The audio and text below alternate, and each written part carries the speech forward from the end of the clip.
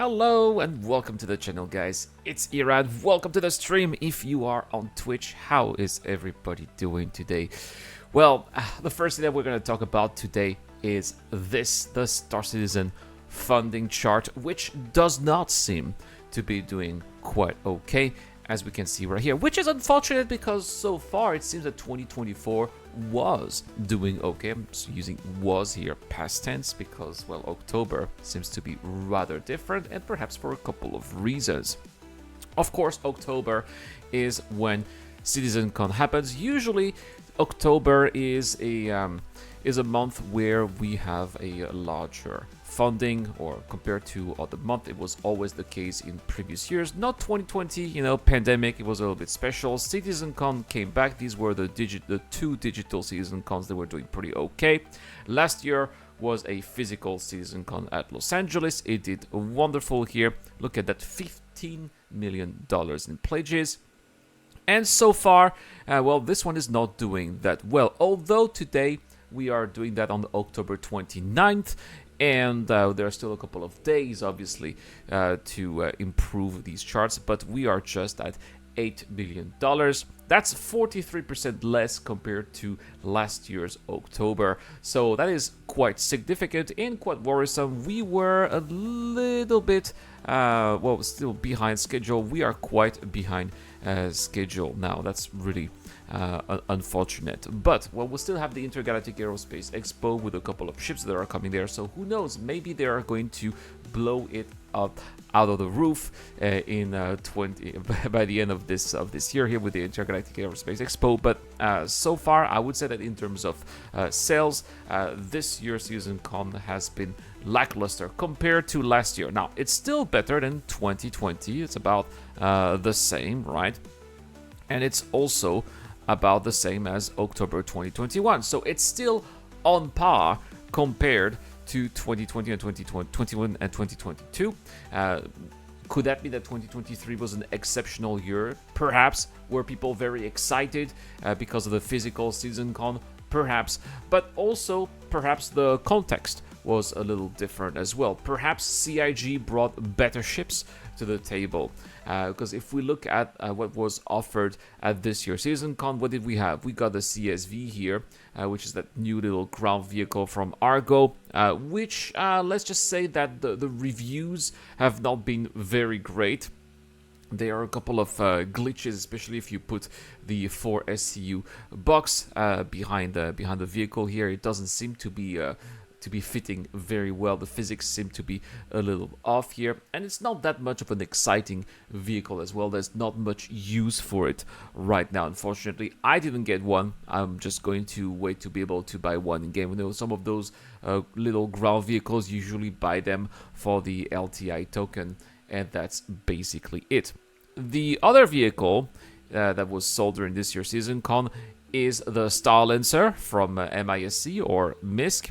And this one here was supposed to come out in 3 variants, and I think that CIG would have made much more money if they had sold the 3rd variant. The 3rd variant was the construction variant, and it was not for sale. The only 2 versions that were for sale were the TAC, which is a sort of patrol variant, like a patrol craft, that's what it is, and also the Max, which is the cargo variant. Well, the Max only has about 250-ish SCU of cargo capacity, which is not that great compared to other ships that are a little bit more expensive, but still, if you have hundreds of dollars to spend, you are going to be going for a Caterpillar. You are not going to be going for something that has not even half of the cargo capacity of a Caterpillar. So it's not a really great deal if you're looking for something that's going to be having some cargo capacity, if you want to be trading, right? And as far as the TAC is concerned, well, there's already the Karak for this kind of job here. Of course, the Karak is much more expensive than the TAC. There's also the Constellation. The Constellation can do similar jobs as well, but it's also not going to be as durable, probably.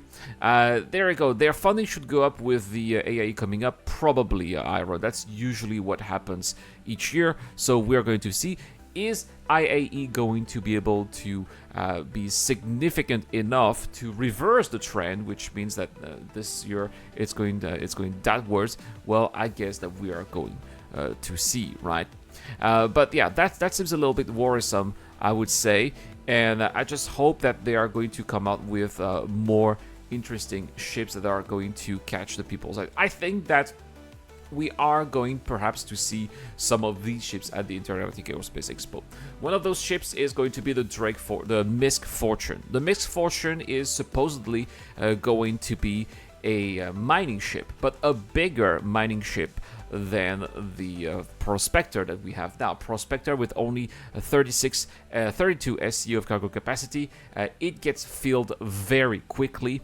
And it's annoying, right? You're out there, you're looking for some nice mining nodes, you're looking for a beautiful landscape where you're going to be doing your mining thing, and very quickly it's full and you have to go back to station, back and forth. You have to go to the refinery, go to walk around stations, and it's time that you're not spending mining. It's annoying, right?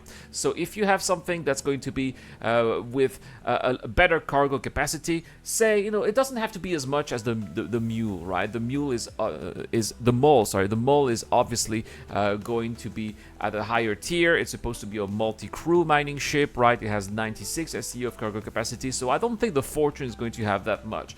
But I think that the sweet spot would be around the 60, ideally to 70-ish SCU of cargo capacity. I think that if they do that, if they pull this off, I think that it's going to be a huge seller. All the miners are going to ditch their prospectors, and they are going to get the Fortune. So that's one way of making money here for CIG. Yo, Maximus, how's it going today?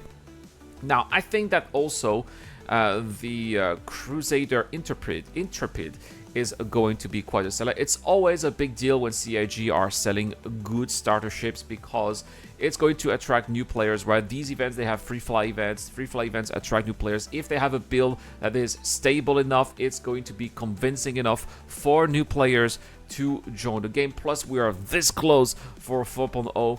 Who knows, maybe 4.0 will already be in the PTU. It's already in Evocati. The NDA has been lifted for the Evocati. Oh my goodness, Maximus, thank you so much for the follow, man.